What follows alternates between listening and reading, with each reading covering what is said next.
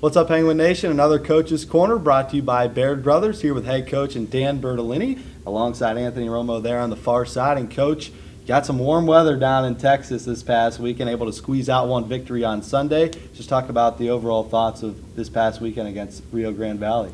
Well, I told our guys, really that was a conversation that we had. Like, every game is going to be close. Every game we've played in all season long has been a tight ball game. So, don't expect anything less. You knew Rio Grande Valley was going to have a good team, and we pitched it really well on Friday, and we had some opportunities to win baseball games, but we just couldn't come through. We just couldn't find the way to make that winning play, and had a lead again on Saturday, and they came back in that game. So, I knew we were getting close. We're right there, and that's what I kept telling them. Like, we're right there.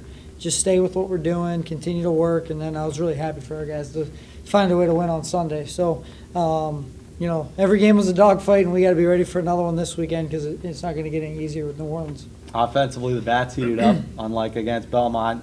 Really good to see you guys string together a lot of good at-bats. I mean, just talk about, the plate appearances that you saw and some of the guys that maybe struggled in the first 2 weeks. A guy like Andre Good who stepped up big this weekend. So, overall thoughts offensively? Yeah, I mean, from top to bottom, I thought there were guys throughout the whole weekend that put some really good at-bats together. They made some good pitches.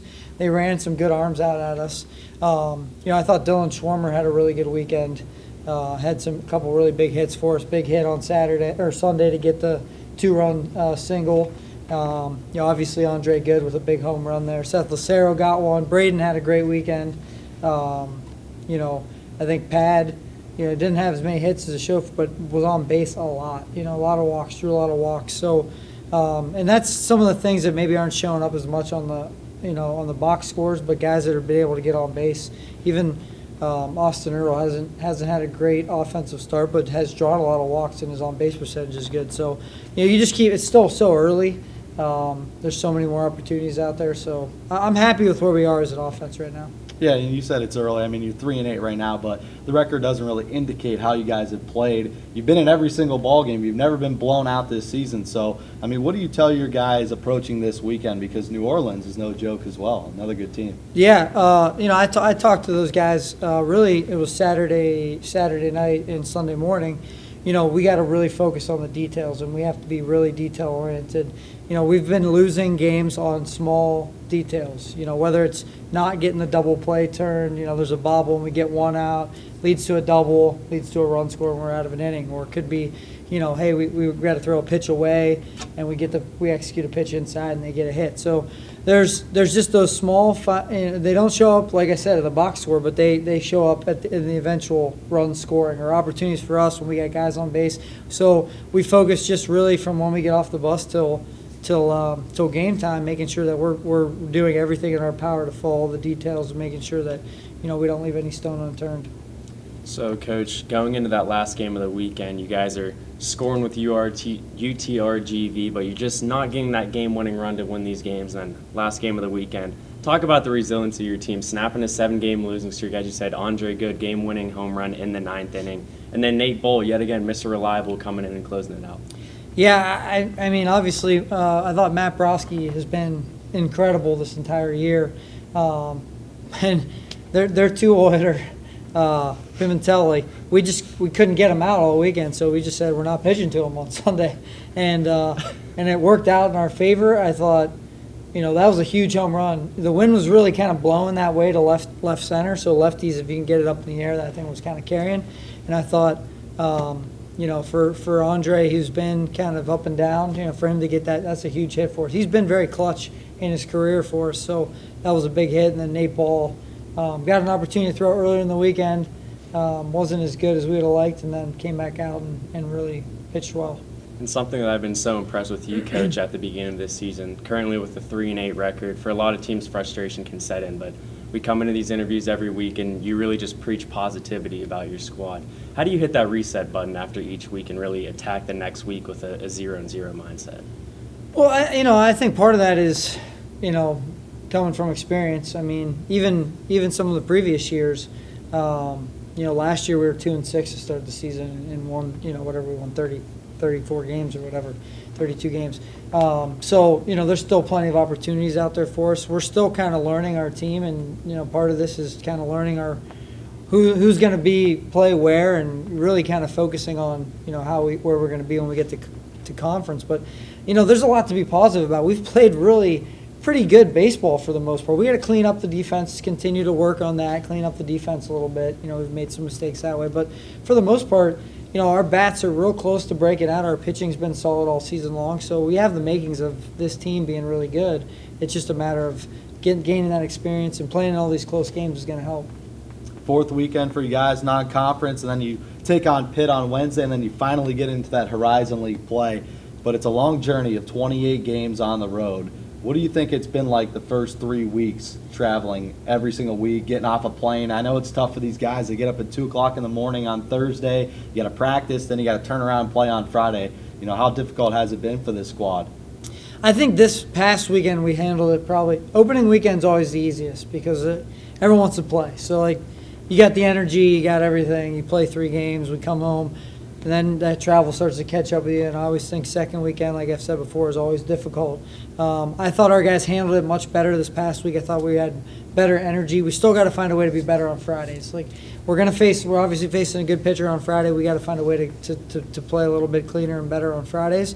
But I think now we're just kind of used to getting up and traveling, and it's a little bit better for us. But it's always a challenge. That's why most teams historically usually have a better record at home than they do on the road. It's tough to go on the road, and we're traveling a lot of distances, but that's where we are. That's there's no excuses for it. We have to be ready to play, because New Orleans isn't going to feel sorry for us that we have to get up in the morning and fly on an airplane and travel, and that's a great opportunity for our guys too. They get to see some pretty cool places, so we'll be ready to go for Friday. I kind of alluded to New Orleans, and they're really good this year, 8-2, obviously, with a big win over Kansas and a series win at their place. They've only played 3 games on the road so far, so they do have some home experience. But, keys for you this weekend. This is a New Orleans team that's got some really good guys. They're kind of top-heavy in the lineup. Their bottom has kind of struggled. What are the keys for you guys on the pitching mound this weekend? Yeah, they got 3 or 4 guys in the top half of their lineup that can really. They're dangerous top to bottom. They're not like a ton of power, but they make good contact. They move the ball around. They can run. They're athletic. I think they play good defense. So it's gonna be a very difficult weekend for us. They have a bunch of good arms. Every team we've played, I feel like has having like an incredible season. Yeah. So I don't know. It's like every time we play somebody, they go on a roll even after we're done out of there. So as much as we want to, and we got all the scouting reports and we really got to focus on us and what's going to make us really successful. That's going to be limiting the strikeouts, being able to move the ball around, playing complementary baseball between pitching, defense, and hitting. We got to complement each other. This weekend at times we went the other way. The first couple weekends we pitched it extremely well and didn't hit. Then we started to hit and maybe made some mistakes at times. So we got to play complementary baseball this weekend. But I think it's a great challenge and a great opportunity. As Richie had said, another week where you guys are jumping on a plane heading down south.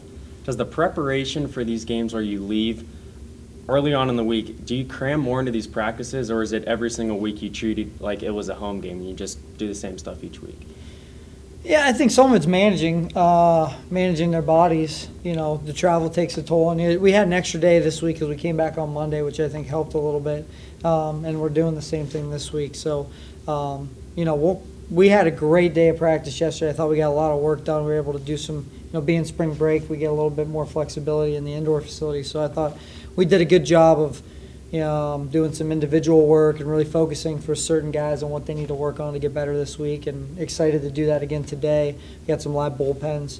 But I think it helps too. We leave Thursday, we're able to practice at that field. We'll be able to practice at New Orleans on Thursday so that our guys can get a kind of a feel for the field, see how the surface plays, so you're not just kind of rolling out on Thursday or Friday trying to figure out the field. And then real quick, take me back to last week. I forgot to mention this earlier. There were some great crowds there last weekend for that series. Just talk a little bit about just the feeling was inside the dugout, having all those fans behind the other side. But like I said earlier, that resiliency that you guys kept fighting back with the crowd against you. On Friday night, the crowd was amazing. It was a great, really, really good crowd, and there was a couple fans in the stands that were they were tough on us. I mean, they didn't see the one guy. He didn't stop all weekend. So, but it only makes you tougher. You know, you got to learn how to kind of drown some of that stuff out and just play the game. And I thought we did a good job of that. Most of our guys didn't even realize it, but the bench could definitely hear because they were sitting right behind us. So, but those are the types of environments we want to play in. You know, that's going to make us better for the long run. And I got a lot of respect for Coach Matlock and their program. They do a great job there. It's a great facility. So, it was definitely a fun weekend for us to get a chance to play in that environment. One more question before we let you go. As the lineup so far, it's kind of moved every single weekend. There hasn't been one solid lineup from 1 to 9 that you stayed with the entire weekend, almost like we saw last year where it was pretty much a guarantee what we were going to see 1 through 9. With the newer guys coming in and some of the freshmen stepping up like Ian Francis in that catcher role, how big have these 4 weekends been to kind of find out what you want for that starting 9 moving forward when we get to league play? Yeah, I mean, I definitely think there's still some work to be done to figure out who's going to hit in what spot and trying to find that, you know, that flow in the lineup where everything kind of flows. And we're trying to get guys opportunities to see, you know, who's going to, you know, kind of emerge out of some of those spots. I think some guys have done a good job of kind of stepping up. Some guys are still feeling their way through. So hopefully this weekend we'll have a little bit better idea as kind of nailing that down. But, yeah, I thought, you know, that was one guy, you know, obviously Dylan Schwarmer. I think not only his offense last weekend, but his defense. I mean, he threw 4 guys out, I think, on the weekend, 3 in one game, shut down the running game. And that's big. Our catchers have done an amazing job for us. I mean, Ian, as a freshman, he had a 3-run home run, I think, caught a great game. So, you know, that's been a big staple. I think John Snyder talked about that early in the season, that our catching core with him and John Ritter and Jack Johnson, we have a really good, deep catching core. So hopefully we'll figure this out this weekend. But I think it's good for us to have flexibility because, you know, for us to be able to move guys around and it doesn't affect them. You know, some days we might stack it with left-handed hitters in the top half of the lineup. Some days we're facing a tough lefty. We can put some more right-handed hitters in there. So we're trying to be able to have that flexibility in the lineup. We appreciate you coming back on another week. Thanks a lot. I changed my shirt this week. Changed the shirt? Yeah. Didn't come with the quarter zip and the nice windbreaker this week? That's right. Changed it up with a Nike hoodie. All right. Catch Coach Dan Bertolini and his squad this weekend. We'll have it on YSN Friday through Sunday in a 4-game series against the University of New Orleans. This is another Coach's Corner brought to you by Baird Brothers.